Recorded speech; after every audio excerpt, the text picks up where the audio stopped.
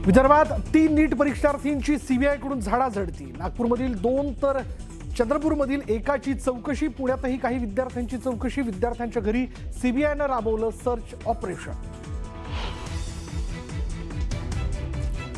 नाशिक नीट paper leak प्रकरणात मोठा खुलासा। संशयित आरोपी शुभम खैरनारच्या हातात 27 एप्रिललाच प्रश्नपत्रिका आल्याचं समोर। प्रश्नपत्रिका मिळाल्यानंतर उत्तर प्रदेश हरियाणाच्या व्यक्तीशी केला संपर्क।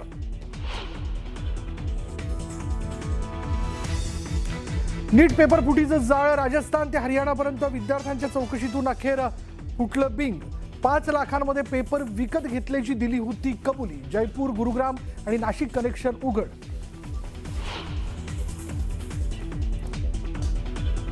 नीट पेपर फुटी प्रकरणी पुण्यात निषेध आंदोलन। छावा संघटनेकडून जिल्हाधिकारी कार्यालयासमोर आत्मदहनाचा प्रयत्न, तर एबीव्हीपी कडून तिरडी आंदोलन करत निषेध।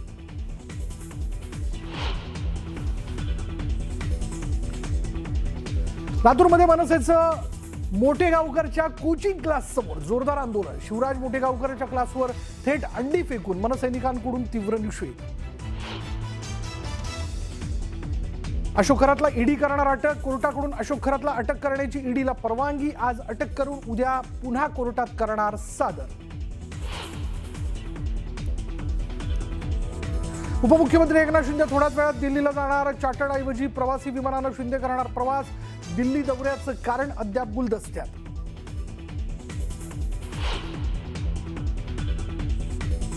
एक बार मैं काहीतरी खुद का भी नाही सुनता काय म्हणतात की ते तसं आता आम्ही एकदा ठरवलंय, आता आम्ही आमचं सुद्धा ऐकणार नाही। मंत्री जयकुमार गोरेंच्या पंचतारांकित हॉटेलसाठी शक्तीपीठ महामार्गाची अलाइनमेंट बदलली। महामार्ग होऊ देणार नाही ही काळ्या दगडावरची रेष। शक्तीपीठ विरोधी मेळाव्यातून राजू शेट्टींचा घणाघात। मुंबईतील वांद्रे पूर्व भागातील गरीब नगर परिसरात अतिक्रमण हटाव मोहीम। घटनास्थळी तब्बल 1000हून अधिक सुरक्षा रक्षक तैनात। कोर्टाच्या आदेशानंतर कारवाई।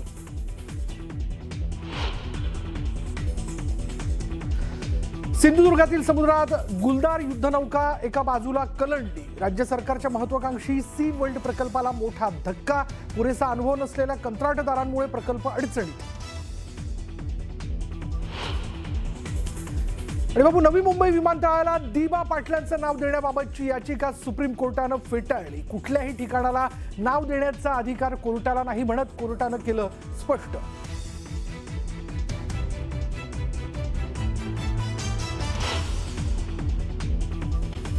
आरसीसी क्लासचे संचालक शिवराज मोठेगावकरच्या मुलाची सीबीआय कडनं चौकशी केली जाते आहे।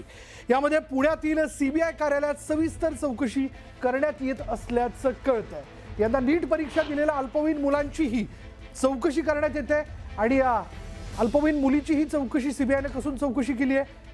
आज त्याची पुणे इथल्या सीबीआय कार्यालयात अधिकाऱ्यांकडून सविस्तर चौकशी सुरू असल्याची माहिती आहे। न्यूज 18 मराठीला सूत्रांकडून याबद्दलची माहिती मिळाली आहे।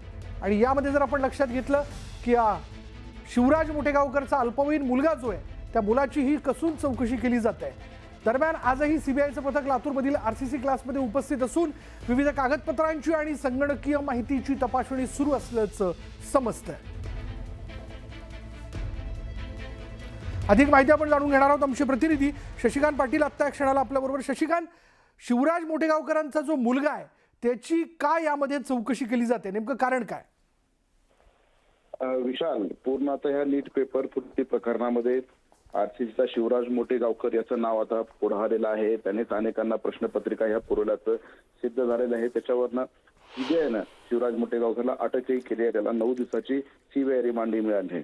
मात्र यानंतरही सीबीआयचं 2 पथक हे लातूरमध्ये ठाण मांडून आहेत। कालही लातूरमध्ये सीबीआयच्या पथकाने मोठ्या प्रमाणात आरसीसी क्लासवर झाडाझडती घेतलेली आहे आणि तिथेच शिवराज मोठेगावकरांचा मुलगा जो 12वी त्यांनी परीक्षा दिलेली आहे, नीटची सुद्धा परीक्षा त्याने दिलेली आहे आणि कदाचित सीबीआयला असा संशय आहे की शिवराज मोठेगावकरनं स्वतःच्या मुलाला अधिकाधिक गुण या नीट परीक्षेमध्ये मिळावेत, त्याच्यासाठीच हे पूर्ण पेपर फुटीचं षडयंत्र तर रचलं नाही ना, असा संशय सीबीआयला आहे। या कारणावरून हा पेपर त्याच्या मुलाला साप मिळाला का, मुलाने त्या पेपरचा लाभ घेतलाय का, त्या पेपरमध्ये किती प्रश्न आले, या अनुषंगाने सुद्धा सीबीआयने काल चौकशी केल्याची माहिती न्यूज 18 मराठीला सूत्रांनी दिलेली आहे. काल लातूरमध्ये चौकशी झाली आणि आज या चौकशीची दुसरी फेरी पुण्यामध्ये सीबीआयच्या कार्यालयामध्ये होत आहे. तिथे सुद्धा शिवराज मोटेगावकरांचा मुलगा आणि इतर काही विद्यार्थ्यांची चौकशी सुरू असल्याची खात्रीलायक माहिती न्यूज 18 मराठीला सूत्रांनी दिलेली आहे.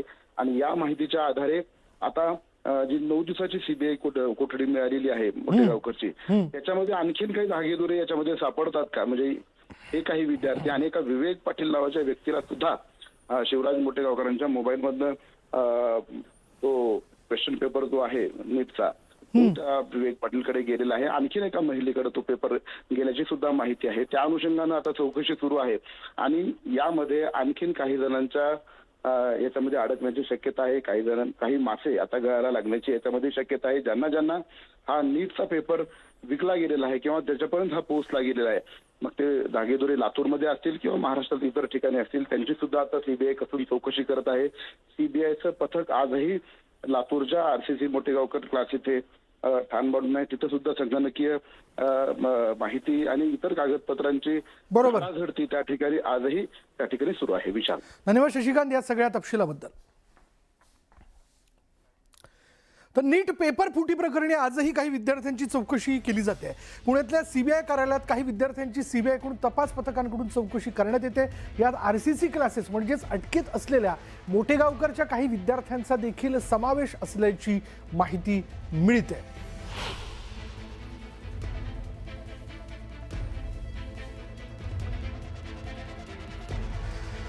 विदर्भात 3 नीट परीक्षार्थींची सीबीआयनं झाडाझडती घेतली आहे. नागपूरच्या 2 परीक्षार्थी विद्यार्थ्यांनी एक विद्यार्थिनी या परीक्षेत, तर चंद्रपूर जिल्ह्यातील ब्रह्मपुरी इथल्या एका परीक्षार्थीच्या घरी सीबीआयने सर्च ऑपरेशन राबवलंय.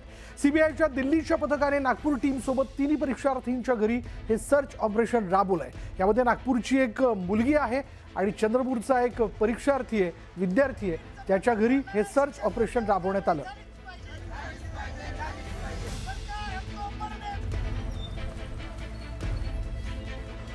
आरसीसी क्लास विरोधात लातूर आणि पिंपरीमध्ये आंदोलन करण्यात आलं. लातूरमध्ये मनसेच्या वतीनं आरसीसी क्लास बाहेर अंडी फेकत आंदोलन करण्यात आलेलं आहे. शिवराज मोटेगावकर याच्या विरोधात तीव्र घोषणाबाजी करण्यात आली. तर पिंपरीत आरसीसीच्या क्लास बाहेर संभाजी ब्रिगेडच्या कार्यकर्त्यांनी तोडफोड केली. यामुळे परिसरात काही काळ तणावाचं वातावरण निर्माण झालं. संबंधित प्रकरणावर कठोरात कठोर कारवाई करण्याची मागणी आंदोलनकर्त्यांकडून करण्यात आली आहे.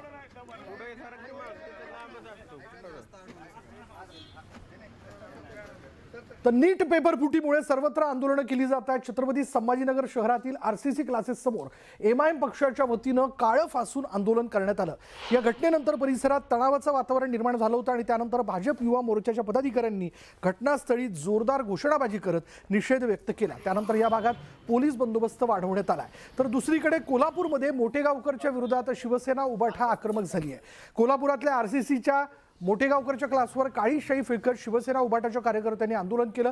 यावेळी क्लासचं पोस्टर फाडून टाकण्यात आलं. त्यामुळे काही काळ तणावाचं वातावरण निर्माण झालं होतं.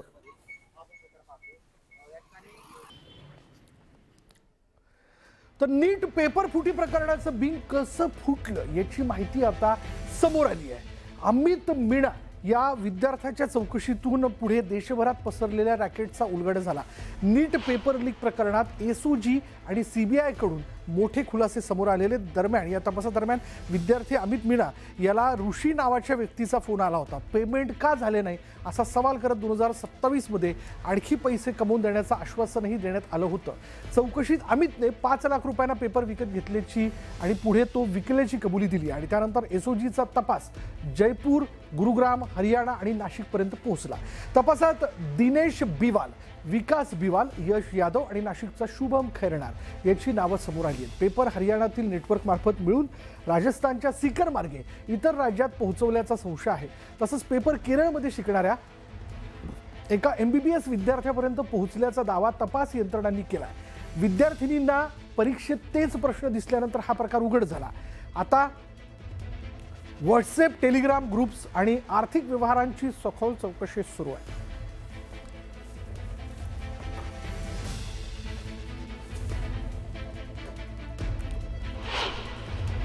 तर कशा प्रकारे नीट पेपर फुटी प्रकरण समोर आलं बघा.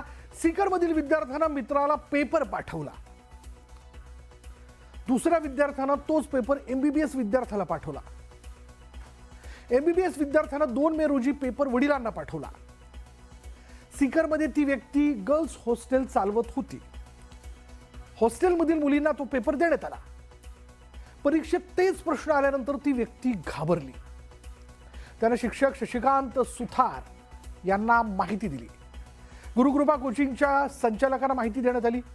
गुरुकृपा कोचिंगमधील एका शिक्षकानं NTA कडे तक्रार केली. तक्रारीनंतर पेपर फुटी प्रकरणाचा उलगडा अखेर झाला.